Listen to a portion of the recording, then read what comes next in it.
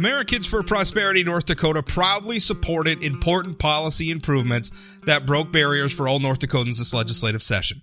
From tackling unnecessary and burdensome occupational licensing standards to fighting for tax relief, AFP is proud to have played a part in improving the lives of North Dakotans this year. Join AFP today by visiting www.afpnd.org. This advertisement was paid for by Americans for Prosperity.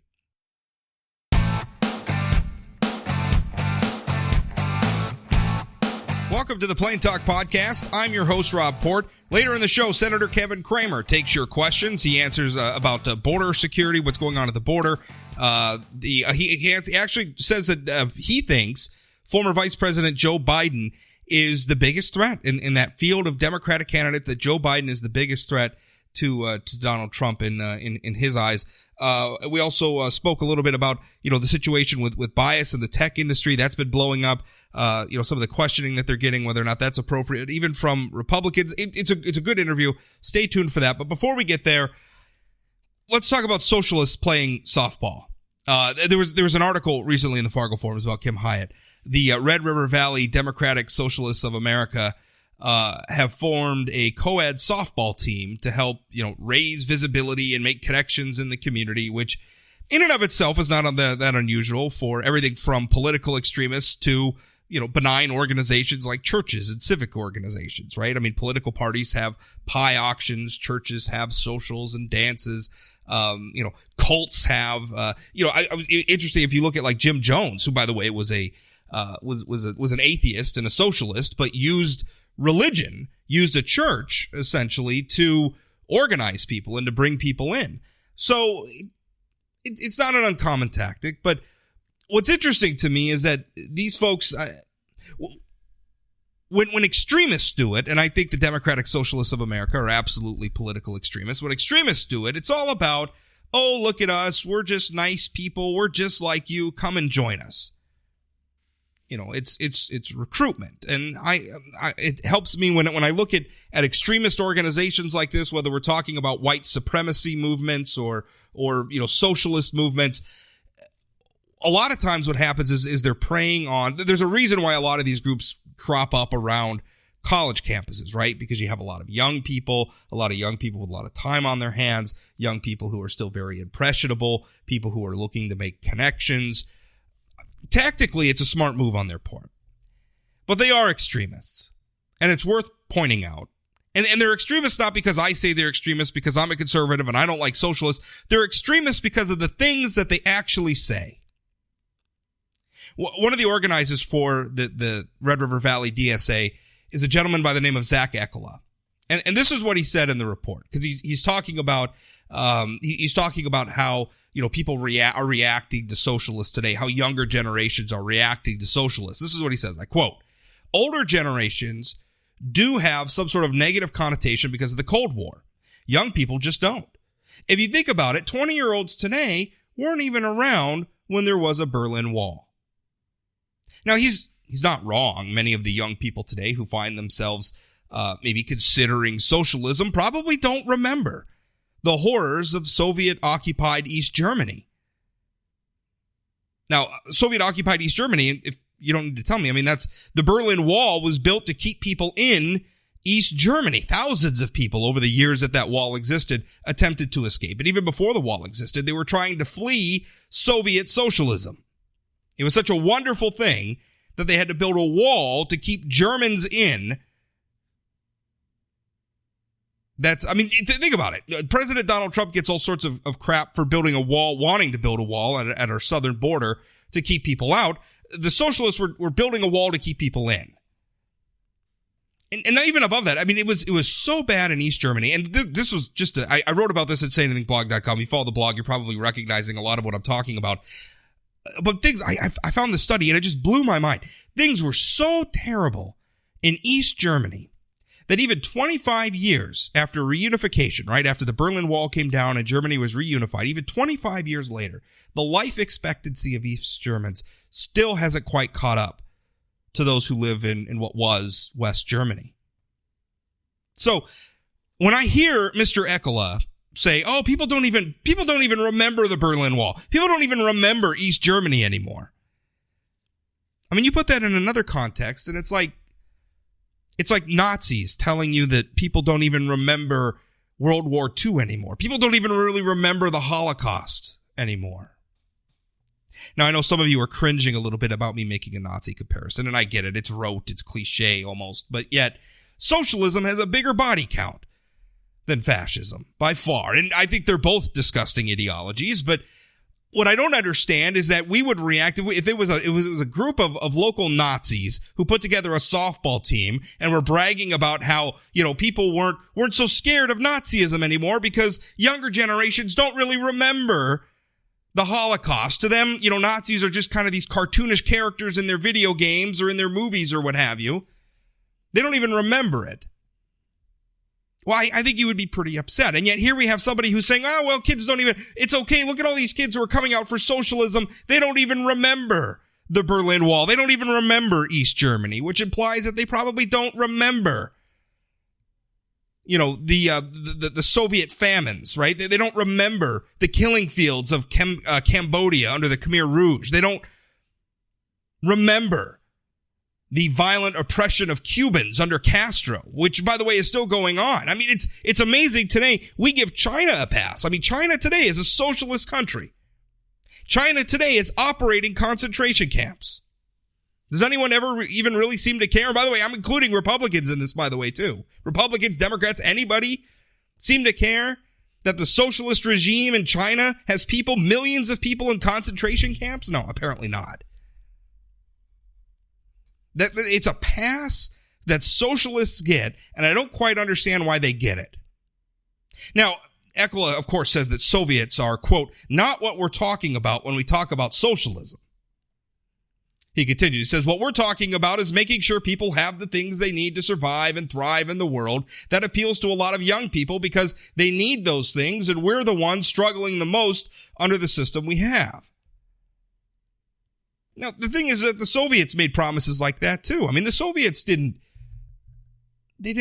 foment revolution, not just in their country, but in other places around the world. They didn't do that by saying, well, we're going to create this totalitarian system, and we're going to tell you how much bread you can eat and where you can work and everything else and control every aspect of your life. That wasn't the pitch. The pitch was, we're going to fight racism. We're going to protect the rights of women. We're going to feed and house the poor. We're going to protect workers from those evil capitalists. Socialists always start with these promises, but once they get control, the corruption, the violence, and the assaults on political dissenters begin. Now, what's amazing to me is that Eckler is saying all this. Oh, it's not really Stalinism. It's not communism, right? Because that's what they always want to win this debate by definition. They say, well, the socialism that we're promoting, it's just what Norway is doing, right? What Norway is doing, by the way, isn't really socialism. In Norway, private enterprise Norway is very much a capitalistic system. Now, Republicans and conservatives at the time have been glib and refer to Scandinavian socialism because the Scandinavian states have, expansive social welfare programs, expansive to the state where the state does a lot of things. And they even have some state-owned industry. Norway has a state-owned oil company, by the way, the profits from that oil industry, that state-owned oil company funds a lot of the quote-unquote socialist policy programs that they have. But whatever. The Scandinavian countries are not really socialism, not in the way that the democratic socialists of America want. And again, don't take my word for it. If you read the Fargo Forum story written by Kim Hyatt, be on the lookout for a picture of Mr. Eckler wearing a t-shirt that says profit is theft. Profit is theft. Consider that slogan for a moment. Let's say you like woodworking. Let's say you buy some materials and tools, invest some of your own time and talent, and you build a very nice dining room table. Now let's suppose you turn around and sell that finished table to someone who appreciates it, someone who doesn't have the wherewithal to build such a table. Maybe they don't have, the time or the talent or whatever to build a table for themselves. So instead they pay you for the table that you built, and they give you they pay a price that they're obviously willing to pay to you. And if you're doing it right, it should cost more than what it cost you to build the table. So what you have done there is you have turned a profit. The Democratic Socialists of America think that's theft. Socialists believe that if you profit individually, you're stealing from the collective. Now imagine if people like that got control of our society. Do you think they'd be respectful of property rights, your property rights? Do you think that they would be respectful of your personal endeavor for personal gain? Or would they seek to impose their rigid ideology on you, using force if necessary, feeling justified that their actions to conform society to their notions about fairness, their notions about justice, are for your own good? Along the way, they'd probably even need to shut up certain loudmouths like me, guilty of dissents against their glorious political goals. Maybe they'd even call our dissent hate speech, since they see themselves as the advocates for virtue. They see themselves as the warriors against racism. So how could anybody oppose them who wasn't a bigot, who wasn't engaged in hate? Right? Because socialism is love, as they formulate it. Here's what scares me. Social movements, be they political, religious, or what have you, they are the most dangerous when their adherents become convinced that their ideas are infallible, right? That becomes zealotry. And this is what scares me the most about socialism, is that the people who promote it, the people who believe in it the most, the people who are out there advocating for it, are absolutely convinced of its efficacy, to the point where if you dissent against it, well, they hate you. And don't get me wrong, just watch how they behave on social media. These people are zealots, and they're dangerous, and some have accused me of making too big of a deal out of it. In fact, the reaction from the Democratic Socialists of America when I wrote a column about this was to suggest that I was just driving up recruiting for them, and I don't know, maybe that's true. I suspect that there probably are some people out there who just want to choose to be. It's sort of like people saying that they're atheists, right? I'm an atheist, and I see a lot of other atheists who do it for the shock value, right? We want to shock the older generations. I think there's a lot of that going on. Calling yourself a socialism as a form of sort of rebelling, and young people like to do that. But I'm telling you, this is a dangerous ideology. And if these people really got in charge and you disagreed with them, or you just wanted to be somebody who goes out there and turns a profit and earns your way in the world for yourself and your family, well, they are going to be your enemies. They are not going to support you because they're zealots. That's it for my rant. Senator Kevin Cramer, straight ahead. This episode of the Plain Talk Podcast is brought to you by Energy of North Dakota. Oil and natural gas from North Dakota strengthens all of America. And through our abundance of talents, innovations, and technologies, energy responsibly produced here translates to worldwide economic stability. With producers and our communities working together, we're securing a sustainable future that generation after generation can build on. It's all happening right now with Energy of North Dakota. Learn more at energyofnorthdakota.com. Senator Kevin Cramer joins me now, as he does every week. Remember, if you want to get in questions ahead of time, you can email them to rob@sayanythingblog.com, or during the week, if you're following me on social media, Twitter and Facebook, and really, why wouldn't you be? I post threads soliciting questions, so you can submit your questions that way as well. Kevin, how you doing? I'm doing very well, thank you. It's been a pretty busy week, actually, on the floor. Well, that's right. In fact, just before coming on, I'm reading a press release from your office right now where the Senate passed emergency funding to address the humanitarian crisis at the southern border. You're calling this an unprecedented humanitarian crisis, what's going on down there. And certainly we've seen a lot of controversy over, there's a specific detention facility where, children are being kept, and there's been accusations that those children are not being fed enough. They're not being bathed enough, basically not being taken very good care of. And so, I think a lot of people are looking at Congress saying, do something about this. Your press release says that the Senate passed emergency funding to address the humanitarian crisis, which is all well and good, but you also rejected a House version of the bill, or I guess a House proposal you guys rejected first. So let's start there. Why was the House proposal no good? Why did it get voted down? Well, the House bill had a number of, Rob, in swamp speak, they call them poison pills. So they had a number of policy riders that always make these things difficult. And it's not that that we haven't done it. Both sides have done that before, where they'll take something that's looks good on the surface and then apply a whole bunch of policy riders. So they're addressing a crisis on the one hand. On the other hand, they want to have all this other liberal stuff attached to it. And the problem with that is when you have a split government or a divided government, you basically pass a bill that won't ever pass. You pass in one chamber that won't pass in the other chamber. And again, if you want the messaging advantage, go fine, do that. Or that the president won't sign. So what the Senate did, interestingly, the Senate, as you know, appropriations, and this is a supplemental appropriation. Appropriations have to begin in the House, but the Senate got going on this quicker than the House did. So they took a House bill, a different House bill. It probably has nothing to do with the border or the crisis. They got it, and then they amended this bill. Well, the Senate Appropriations Committee last week, negotiated a straight-up supplemental appropriation to deal with humanitarian needs at the border. So it doesn't deal with any of the policy things. It doesn't even include, for example, ICE beds, which of course Democrats oppose. They don't want ICE to have more beds because to them that's detainment. But they do want more diapers and better care and better shelter and food and all these other things.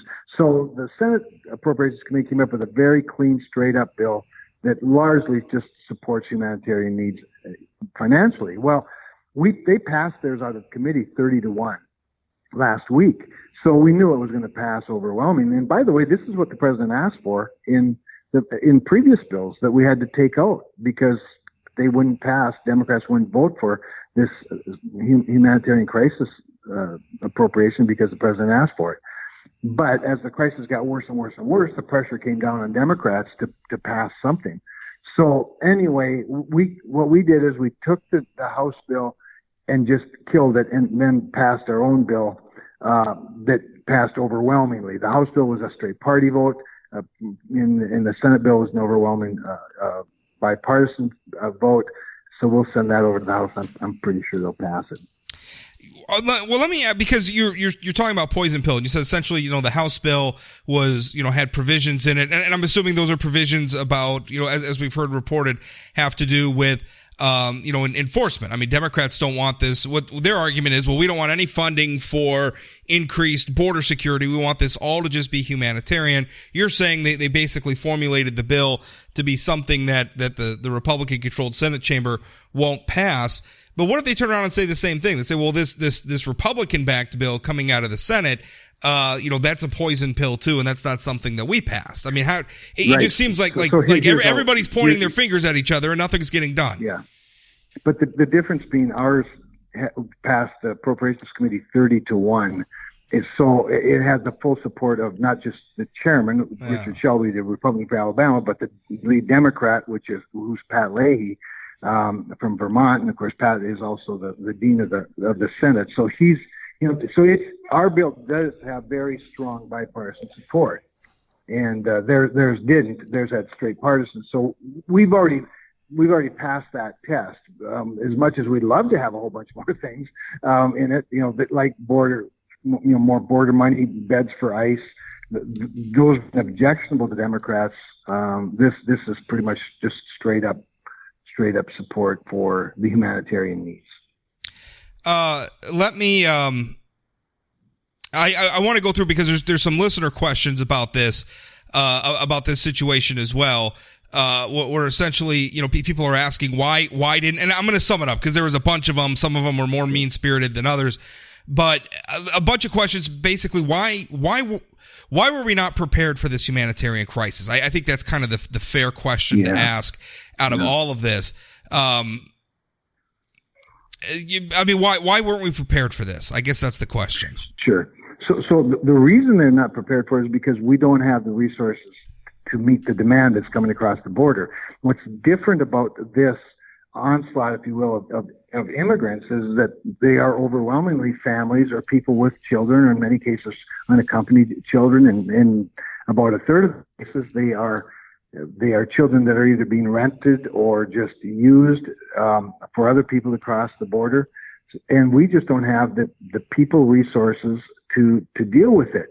And not to mention, by the way, when you take Customs and Border Protection officers and you're dealing with things that aren't border protection, you're taking them away from their other job, and that is to protect the border. And so between the Department of Homeland Security and Health and Human Services and ICE, you just don't have enough resources in the right place to deal with it, including beds, including facilities, and by the way, including judges and a system that can deal with the processing of people that are seeking asylum.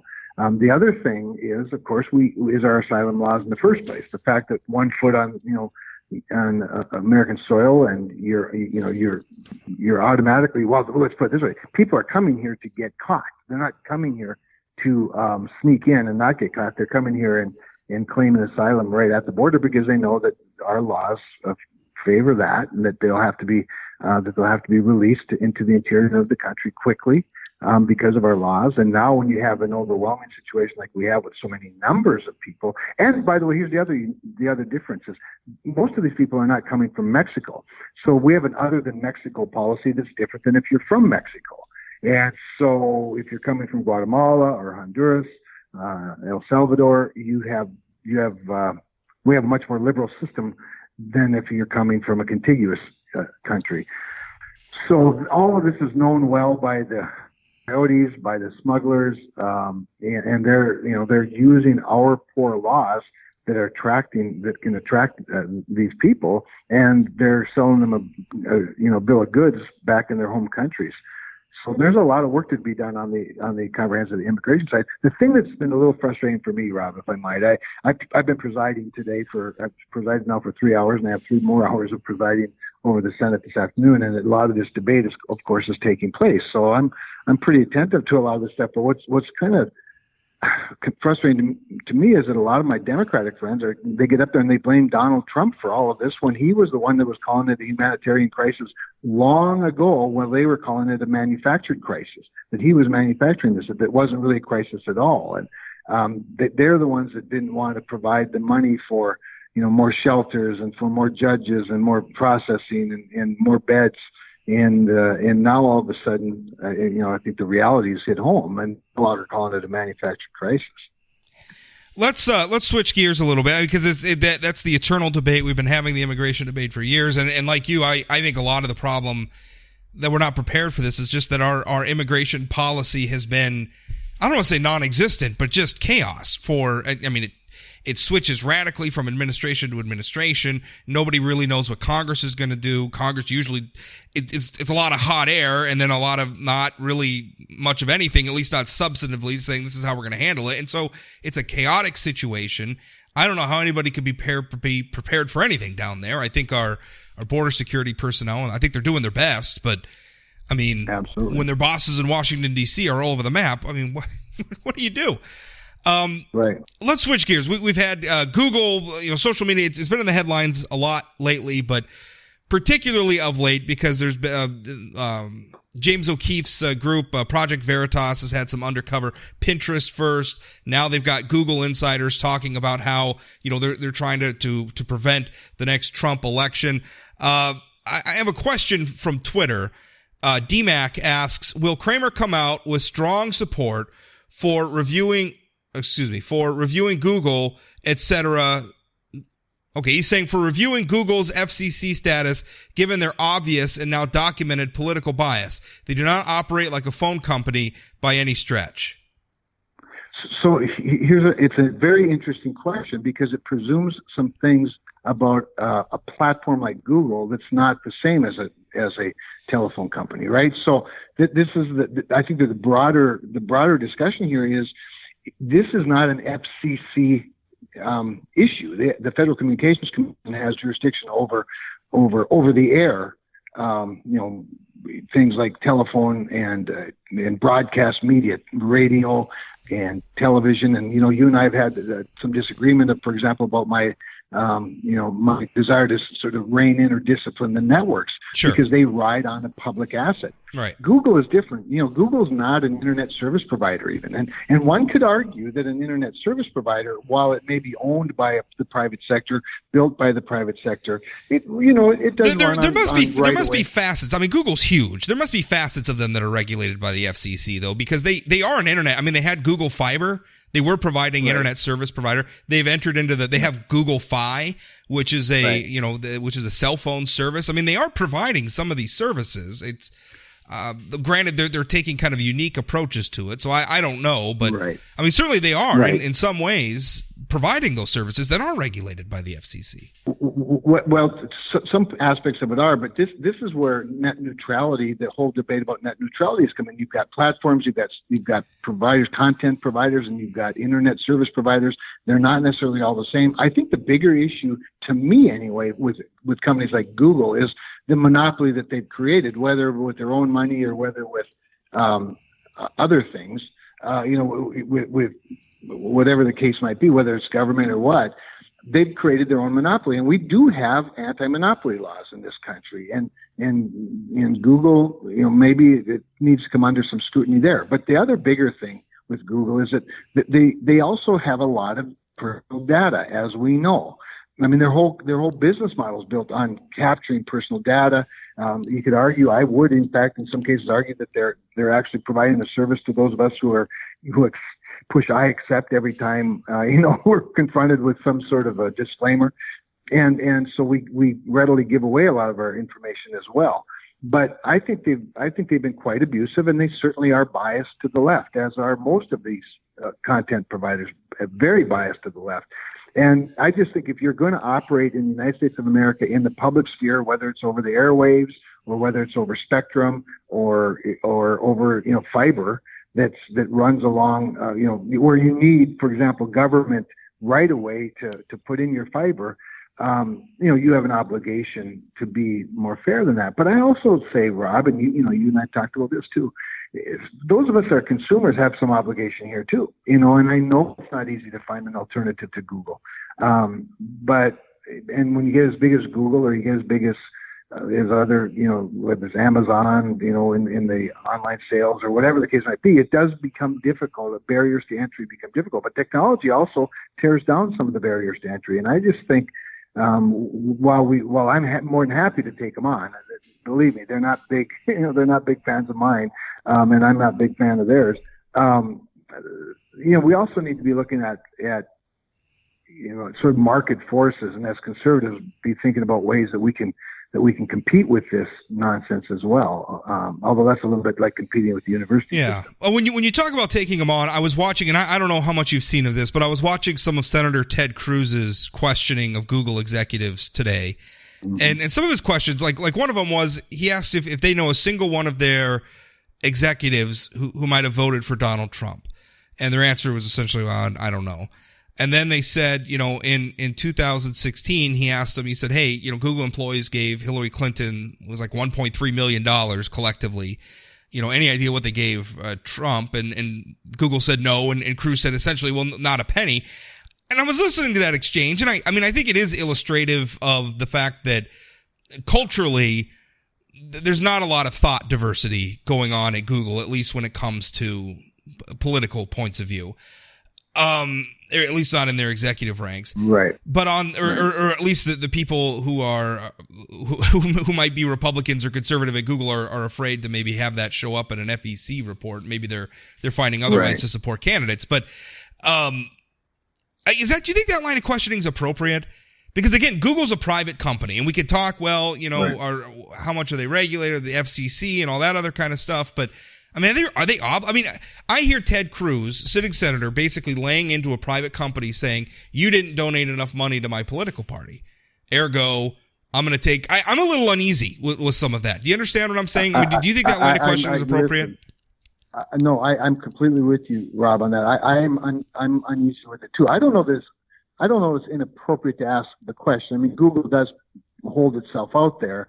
as they're not officially a common carrier, but they do hold themselves out there as a bit of a common carrier by their market power. And so if you're going to play that big and you're going to, you have multiple investors, and you're, like I said, you are selling on the market, in the marketplace in many public forums, it's probably okay to be a little more transparent, and if you need certain things or if you fear certain things, as I often say, every regulation and rule in the history of the world has been the result of somebody violating, a previous one. And the first 10 were pretty good, and if no one ever violated the first 10, wouldn't need all these millions of them that we have today. And so Google, like Facebook, you might recall a couple of years ago, I was able to cross-examine Mark Zuckerberg on the witness stand, and Ted Cruz did the day before I did. And that's when I was in the House. But if you want to avoid the government coming down on you hard, then behave better even in the free marketplace. But so yeah, I share some of your uneasiness about all of this. They are a private company. They do have private investors, but they do have a product that has a monopoly in many cases, or at least nearly a monopoly, and they do ride on plenty of public property, as does Facebook and Twitter and several others. What would your preferred, to address not just Google, but maybe Facebook and a lot of these other platforms, what would your preferred approach be?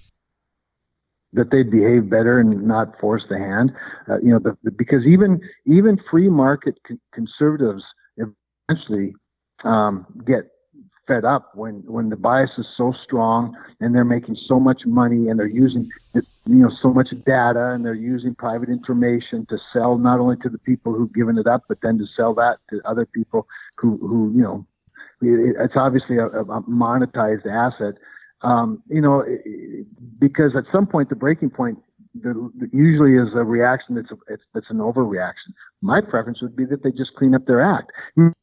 One of the things about Facebook that was interesting, Mark Zuckerberg had said, part of why they're monitoring and their enforcement shops were so liberal is because that they came from liberal places, that they're the heart of their work pool, of course, is California and Silicon Valley, and it's a liberal area. And I said, okay, how about Bismarck? Why don't you open your next, call center, enforcement center in Bismarck if it's so problematic to find a diverse workforce in California? And it was a little bit tongue in cheek, but it was also making the point that I think that's part of it. It's just like universities. If all you hire are liberal professors, all you're going to get is liberal thinking.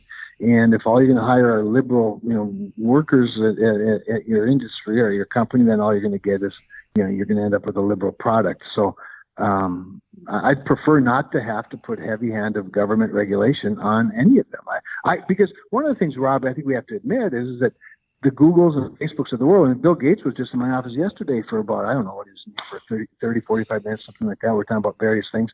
And Bill Gates, remember, he was one of the originals when Microsoft got so big, when Windows got so big that the government stepped in and tried to break him up. And I'm sitting there thinking, I don't know, he did it with a bunch of his own money and his friends' money.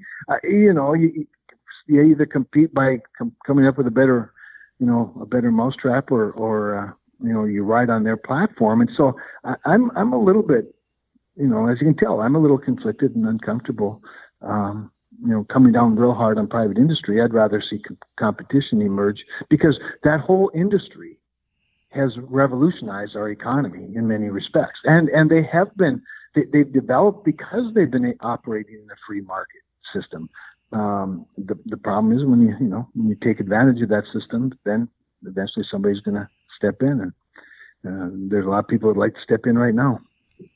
I'm going to keep going with listener questions from Twitter. Sindel asks, and she's not real specific here, but she says, can you ask him why he didn't think poor children deserved snack time milk? Now, my first reaction was that was a reaction to what's going on at the border, but somebody asked her about that. She said, no, she's referring to North Dakotans. So I'm not real sure what specifically she's talking about, but she's saying, why didn't you think poor children deserved snack time milk? I have no idea what she's talking about. I really don't. All right. I don't know. I don't know.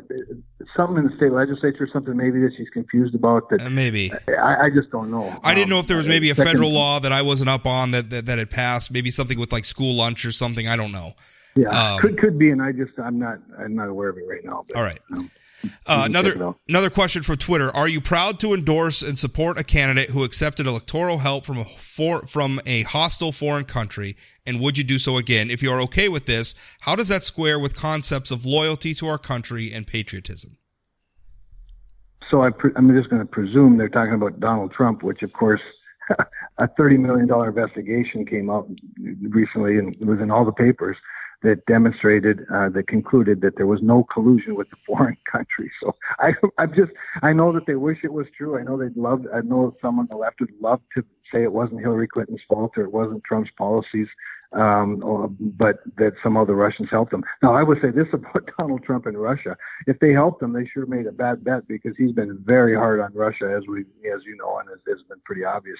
So I get the question from a partisan standpoint, but I'm one that's very grateful for what Donald Trump has done for our country and for our state. And you look at what he's done for the economy of this country. We now have something like 44 states where there are more job openings than there are people looking for work.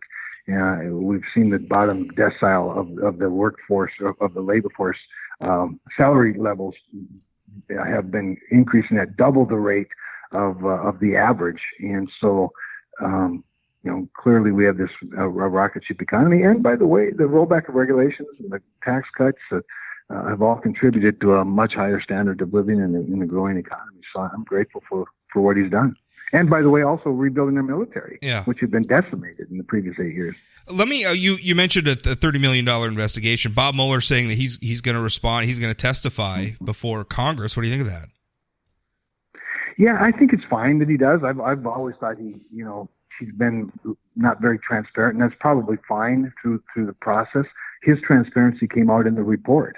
He has said, and it remains to be seen how it'll play out, but he has said that he doesn't plan to divulge anything that's not already in his report, which is probably fine. It'll probably be pretty boring because there's no question he's going to get asked by a lot of Democrats why he didn't draw different conclusions or why he didn't draw a conclusion on the obstruction issue. The Republicans are going to ask him more about the dossier, I'm sure, and they're going to ask him about the premise of the investigation and that why did you, in his hiring practices, I'm sure they're going to ask why he hired so many Hillary Clinton supporters and why it was such a strong Democrat-leaning investigative team, those kinds of things. I don't know if he's going to answer those questions. I really don't. If he sticks to what he said he's going to do, I think it's going to be pretty boring. But I think it's fine that he does it. I do agree that the public interest is such that maybe it's fine that he does it. But you also might find out, Rob, that the public interest isn't what we think it is. There's a lot of people watch MSNBC and Fox News, but there's a lot more who don't, and I'm not so sure that there's as much interest as some people think. I think sometimes we think Twitter is the real world, and it's not. Last question from Twitter: when Trump denies rape allegations by saying she's not my type, do you believe him? If you believe him, how many different women would need to come forward before you start to think he may have done some of these things? How does the Access Hollywood tape affect his credibility? Well, first of all, he's been elected president since all of those things happened. I don't really quite get the point. With regard to I don't even know anything about that. She's not my type thing. I mean, he does have a, he has a defensive mechanism where he, fights back by not just simple denials, but, whether they're attempts at humor or just clumsy excuses that I think in many respects just sort of add to the the accusation rather than clear it up. I'd advise something different, but this is Donald Trump. His authenticity is one of the characteristics that a lot of people like about him. And I know it's confusing to a lot of people who don't like him and they don't like those characteristics, but it all sort of lends itself to the authenticity. With regard to the video, I mean, like I said, that came out shortly before the election. He became president of the United States because people, again, people like his authenticity. They liked his policies. They wanted somebody to shake this place up, and he certainly has done that. And a lot of people on the left, a lot of Democrats they just couldn't believe that it was possible. And they adhered to the traditions of Washington, D.C., and thought that somehow that was going to continue to serve them well. But the problem is that the forgotten man and woman is exactly who Donald Trump spoke to. And I think in many respects continues to. And the Democrat that will emerge from these debates now in the next couple of nights and from a very crowded now field of candidates who want to take him on, the Democrat that emerges from that, I think is going to have to do something similar. They're going to have to break through and not simply be anti-Trump or they're going to have to speak to that forgotten man or woman who's now seen their job opportunities rise, their wages are going up, they're keeping more of their own money. And if they want to win that group over, they're going to have to break through somehow. Yeah, the debate's obviously, we're recording this. The debate hasn't happened yet. I think it will have aired by the time this airs. Sure. But I don't want to talk specifically, because who knows what these debates are going to be. They with that many people on stage, I don't really know how much it's even going to be useful in terms of informing voters. But whatever, it's going to happen. We'll all have reactions to it. As you look across this field of Democratic candidates, anybody jump out at you that has a real shot of A, being the nominee, and B, giving Donald Trump a run for his money? First of all, anybody can give Donald Trump a run for his money because we are a very narrowly divided country, and elections are close, and so nothing's easy in politics, and it's not supposed to be. The presidency shouldn't be either. So yeah, I think any number of them could give him a run for his money. I'll tell you, weird as it seems, and I've been talking to some Democrats just today, in fact, Democrat thinkers and not just members of Congress about this.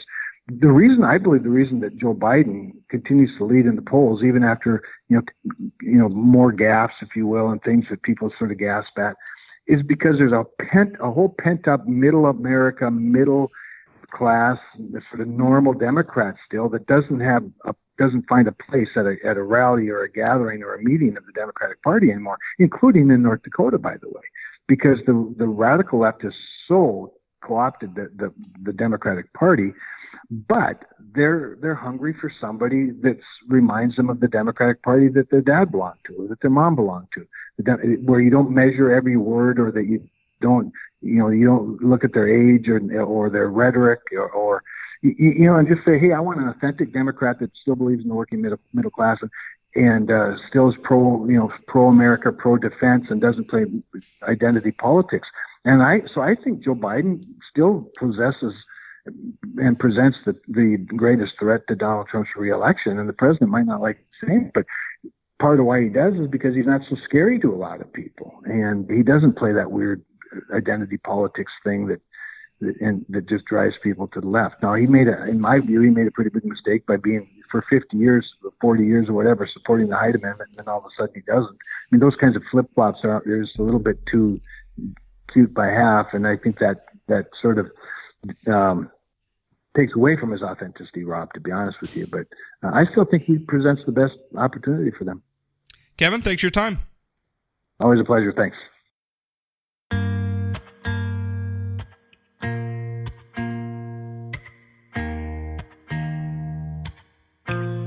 That's it for today's podcast. Remember, you really should be following me on social media. You could find me, Rob Port, or Say Anything blog on Facebook or Twitter. It's the best way to keep up with all of the podcasts, the columns, what's going on with the blog. So if you follow me there, well, that would be a good thing. If you ever have any feedback on the show, use my email address, rob@sayanythingblog.com. I'll do my best to help you out if you're having trouble listening to the podcast. If there's something that's difficult, like maybe something that's not sounding right, or maybe you're having difficulty accessing the podcast through a certain platform, rob@sayanythingblog.com is the place for all of that. Also, if you're listening to this on a platform that allows you to rate or review the podcast, I would appreciate it. Every new rating and review helps other people find the podcast, helps get the podcast out there. So I appreciate everybody who's done so far. The ratings have been positive for the most part, so that's very gratifying to see. If you haven't done it yet, it would sure help if you did. Thanks for listening. We'll talk again.